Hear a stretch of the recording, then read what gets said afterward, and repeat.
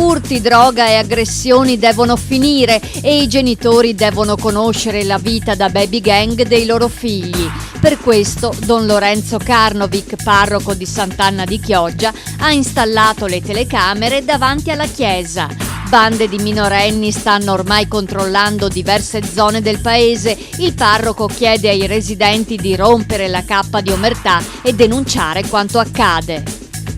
Automobilisti in allarme dopo 6 velo ok, a Mirano arriva il primo autovelox. Sarà posizionato in via Coppè Fratte, la strada che collega via Cavindisala a via Caltana. Su questo rettilineo di quasi 3 chilometri nessuno rispetta il limite dei 70 all'ora. L'autovelox costerà al comune non meno di 27.000 euro, sarà fisso e attivo giorno e notte.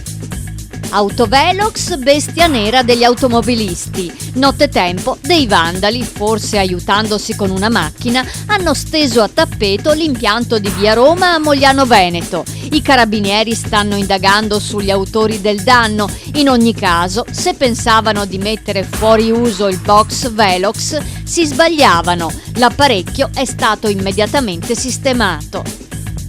Il processo alla Vecia è regolare. Dopo tutta la bagarre sui Panevin colpevoli di inquinare la marca e quindi cancellati, il Parco del Sile dà invece il via libera alla popolare manifestazione di Treviso presso Ponte Dante.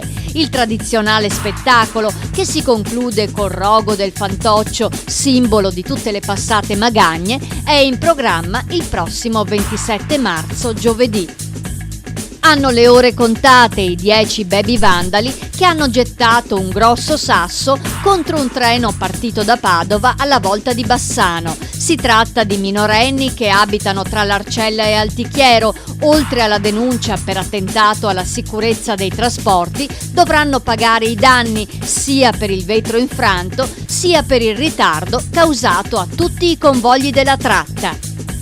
Neanche il tempo di festeggiare come si deve che Tony Servillo è già in scena al Verdi di Padova con lo spettacolo Le voci di dentro. Nonostante l'Oscar, il protagonista della grande bellezza non ha cancellato nessun impegno teatrale. Una standing ovation l'ha accolto al debutto padovano e il sindaco Ivo Rossi gli ha donato la medaglia della città. Servillo reciterà a Padova fino a domenica.